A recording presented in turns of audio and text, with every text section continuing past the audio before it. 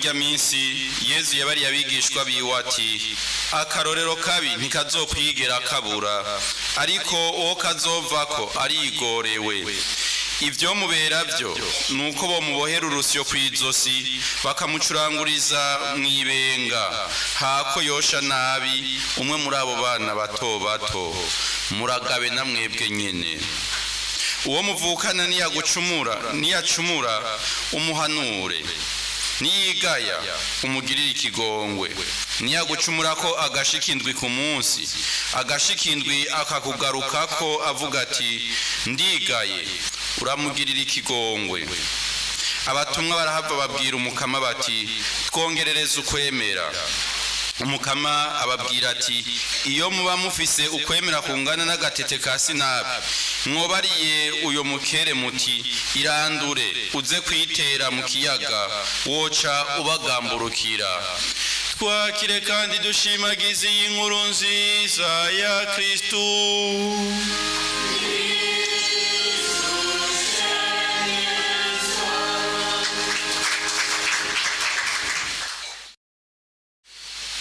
Bavukanyi ukwemera dufise kubw'ibatisimu twaronse twavukanye na Yezu Kristu mbere duca twinjira mu muryango umwe kandi dusanzwe tuzi yuko mu muryango hama hari imfura kandi hamande y'iyo mfura canke y'izo mfura uwo muryango wamufise abavyeyi ku buryo rero usanga indero nyamukuru umuntu ayikura mu muryango indero canke urugero rw'indero uyo muryango ufise niyo ndero usanga n'abari muri uwo muryango bafise canke abavukira muri uyo muryango ku buryo rero na Yezu mu kutubwira amajambo ashaka kutwibutsa ingene turi umuryango umwe muri uyo muryango rero abamaze kwemera Yezu Kristu canke kumwe Paulo mweranda yagira ati abakomeye ni mwame mwitwararika gutwara ku bitugu abato bato kugira ngo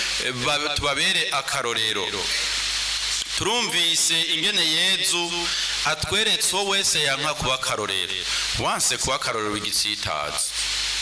Turumvise ingene biremereye cane gose Yezu ntagize ngo niba byaradushikiye ngo agira duhe ico gihano mugana no kutwereka neza muri ico gihano uburemere bw'ikibi usanga umuntu ariko arakora mu kubera igitsitaza mugenzi we.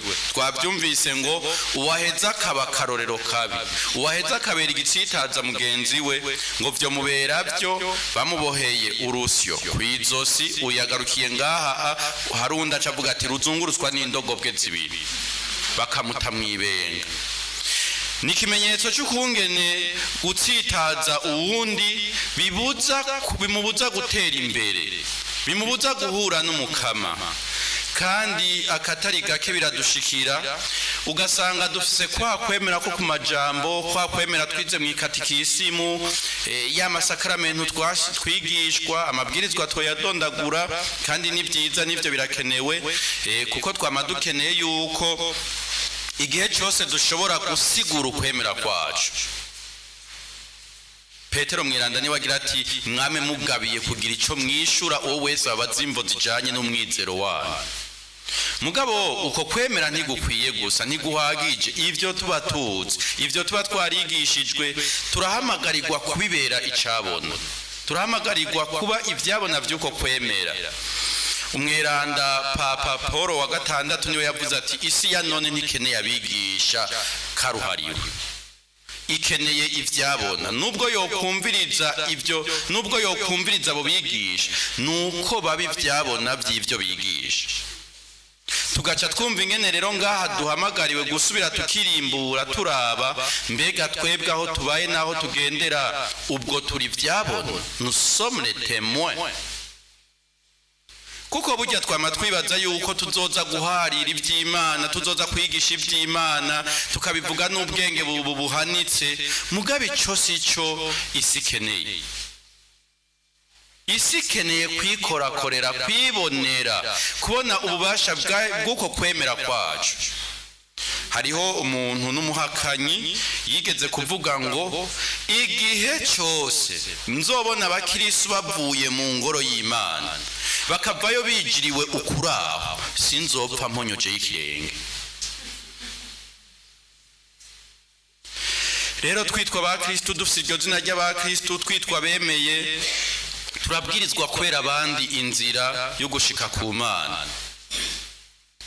Turondere guhindura hose tuba bariyeri buza abandi gushika ku Mana. None tugiye ku kazi tukambara ibigwanisho byose canke ibikoresho byose, ugasanga wambaye ishapure mwizosi, yindu yambaye ngaha, vyarateye imbere no ngaha ku ijisho ry'ikirenga, ugasanga wamenye ko mbaye abaraho, mugabo ugaca usanga ubunebwe ku kazi ni kwa kundi kw'abandi bose. Ibitagira mvura ubigira kwa kundi kwe nk'abandi bose. Amanyanga ku kazi ni kwa kundi nyene, kubesha ni kwa kundi nyene. Umuntu atabonye ibyo wambaye canke atagusanze ahantu wafukamye wakondotse, mu bisanzwe mu buzima busanzwe, ugasanga ntibiboneka ko umuntu ari umukristo.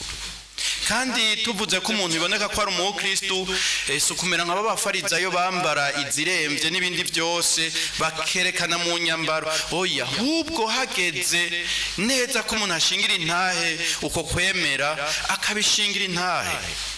Umuntu ashonje agasonza nk'umukristo, pana gusonza nk'umupagani.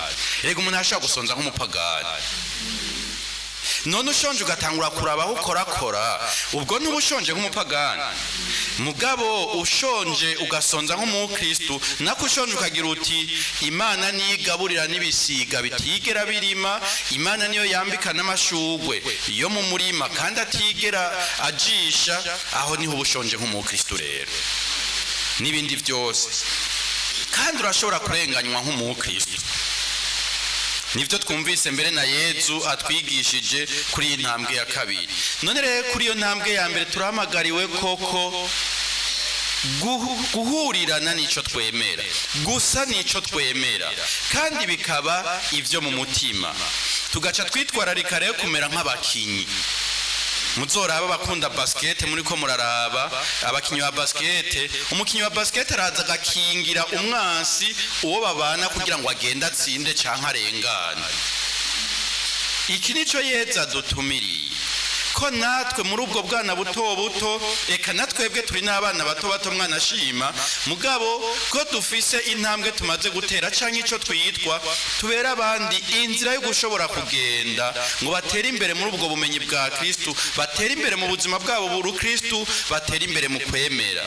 Ariko igihe tugarutse tukaza kubera intambamyi canke kubera bariyere abandi, biratuma badashobora gushikira ico gihagararo c'abakristo. Mbere bigaca bituma tubuza abandi gushikira urukiza Imana yashaka ko baronka, mu kubabera ibitsitaza, twerekana ko ubasha bw'Imana ataco bumaze muri twebwe, kuko naho twitwa basenga dusa n'abandi bose. Bigaca bituma nabo batagira uwo mwete, batagira ubwo bwira. Hariho umuntu yigeze guhinduka, aravye umuntu ingene ariko arasenga gusa. Yamuravye ingene asenga, araraba ingene afukamye, arumva ko nawe anyuzwe n'ivyo gusenga, yumva ko biryoshe gusenga gusa. Sinzi ko nigeze kubatera inkuru ngaha, umusaseredoti yigeze kwigisha arigisha birakomera, mugabo umukristo yamwumvirije, abatera inkuru imwe byo gutera inkuru kugira ngo ubura abafasha gukurikira bavyuke bikangure. Sinshatse kubavyura kuko mwe ntimusinziriye. Hanyuma ageze ku ntambwe uvuga ngo tourne la page, ivyo vy'inkuru tubireke tubandanye icatuzanye. Erego uyo muntu yahinduwe naho kajambo ngo tourne la page, tuje ku vyatuzanye gusa.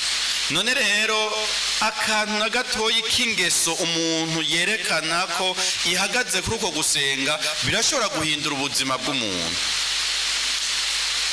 Papa Benedicto w'16 nawe yagize ngo abakristo kenshi turumva ko kijwi rya Yezu kumwagira ati abamagaza impande y'urugi ndodora, uwumvise ijwi ryanje akanyugururira ndaheza nkinjiriwe. Ngo ivyo biroroshe turabigira kenshi.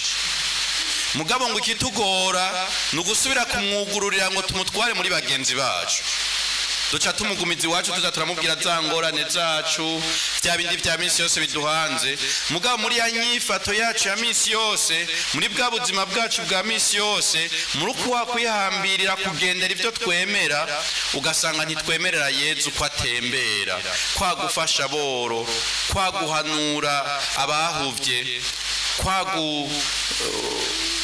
kwa kugarukira ku bababaye n'abandi bari mu ngorane zitandukanye, ugasanga ivyo biratugora.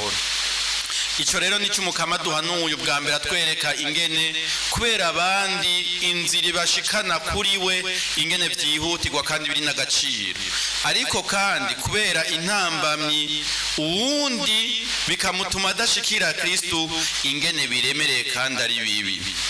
Ikindi naco twumvise muri uko kubandanya tubivyabona vyuko kwemera n'ikigongwe. N'ikigongwe natangwe ngira ntituri mu muryango. Umuryango utagira ikigongwe uyo muryango urasanzara, kandi mu Kirundi bavuga ngo ihori ihonya umuryango.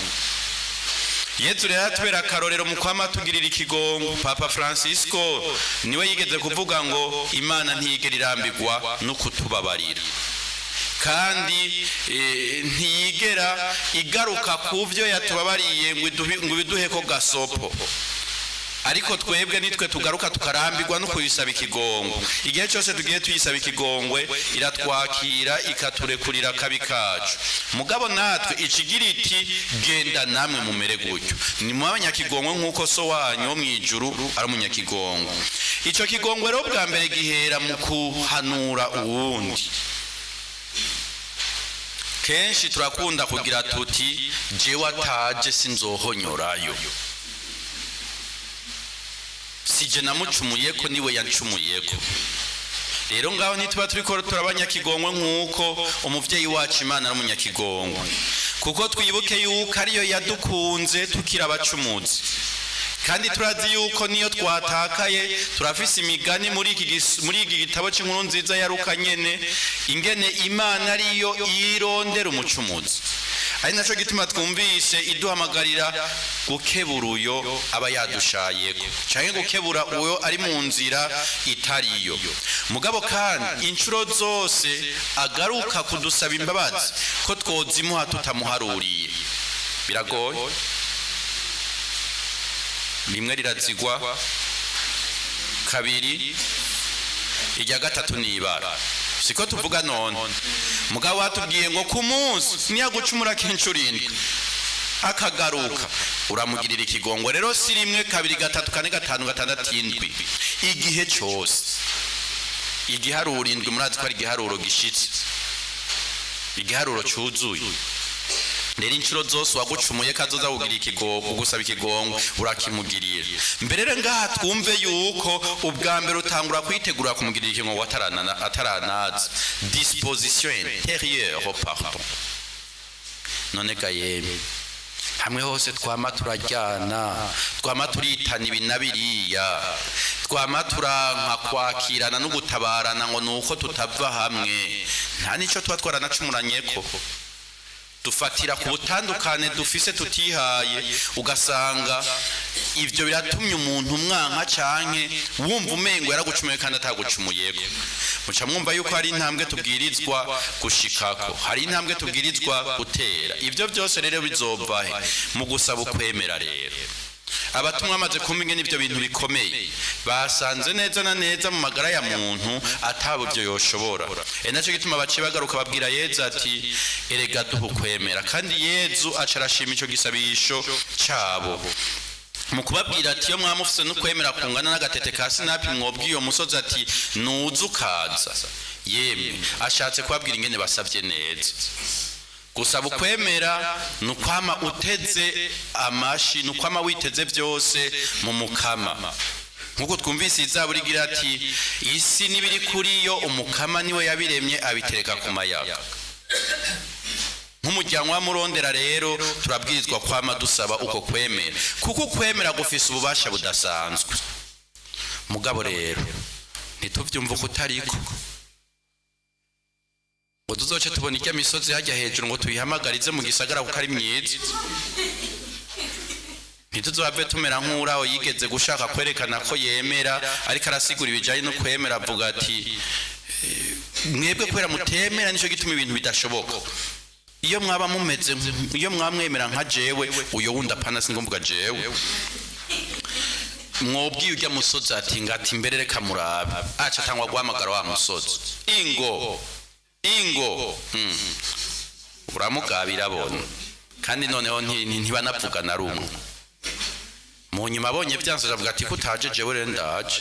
Mu bisanzwe ya misozi niyo yari isigaye yemera ku musumba. Rero Yezu umusozi atubwiye ntitwumve iyo misozi ngaho ihanamiye igisagara ca Bujumbura, twumve neza yuko kubera ububasha bwo kwemera ivyo byose tubona umengo ntibishoboka turabishikako. Aho umengo kuba karorero k'abandi biragoye biraremereye, aho umengo kurekura biragoye biraremereye. Igihe twemera, igihe twishimiye umukama, igihe aba ari we tugendanira kuko nukwemera mwo gukurikira umukama, kuba bigishwa b'umukama kugira tuti ivyo twereka n'ivyo ivyo twigisha n'ivyo kandi ni utwereka inzira y'ubuzima. Kumwe ko wa mutumwa Petero yagira ati ni ufite amajambo y'ubuzima neza na neza amagara make yacu arayahindura ubukomezi. Kandi ivyo rero sindiko ndabivuga ntafise ivyemezo. Icemezo dufise uno munsi n'uyu mweranda turiko turahimbaza Maritino umwepiskopi w'Ituru. Uyu mwepiskopi yari umusirikare, hanyuma Yezu aramwiyereka. Ubwa mbere yari yabanje kumuhingabirano yibanze y'urukundo, abona umuntu ariko arasemera abasirikare basaba ico yifuka mu gihe c'imbeho. Hanyuma uyo musirikare acarafata impuzu yiwe niba atari gikwemu ciwe niba atari ishuka yiwe arayifuka uyo mworo. Yezu acamwiyereka yambaye iyo shuka nyene, yacamwiyereka yambaye iyo shuka nyene. Hanyuma mu mwaka wa 355 arahinduka. Yari yabanje kumva inyigisho z'uwitwa Irere w'Ipoitiers, yashigikiye cyane gose ko Yezu ari Imana muntu 100%. Hanyuma amaze kumviriza izo nyigisho mu nyuma araronka batisimu, erega ca gisirikare acarakipamwe inyuma y'imyaka 2 aca yiyemeza ko umusirikare wa Kristo. None ubu n'umweranda ngaka karorero yarahinduwe n'umukama, yarahuye n'umukama kuko yamworoheye. None rero natwe ivyo byose tubona umengo muri ubuzima biragoye biraremereye umengo ntibishoboka, twame tumenya yuko kuwemera byose birashoboka. Mugambuze byose twumve byose vyiza kandi dukeneye. Hari ibyoshoboka mugabo Imana ireka kudushoboza kuko uwo mwanya atavyo tuba dukeneye. Uyo mwanya ataco bitugiramwe akamaro. None rero ivyo byose dukeneye vyiza igihe twemera umukama arabituronse. None turushirizeho kumwitura aho hose bitugora, ntitwumve bitwumvise by'amabuye twokwikorezwa. Twumve ko Imana itweretse igihano twari tubereye, mugabo igihano twari tubereye sico yamiduha. Mugabo turi kumwe n'umuvyeyi wacu Bikira Mariya yamabera mu ngoro aboro abakene, atubere mu ngoro kuko natwebwe turakeneye gukura, turakeneye gutera imbere mu ngeso zacu, mu kubaho kwacu. Mugabo kandi turakeneye gutera imbere muri uko kwemera. Mugabekazi w'amahoro, mugabekazi w'abatumwa Maritino mweranda, amen.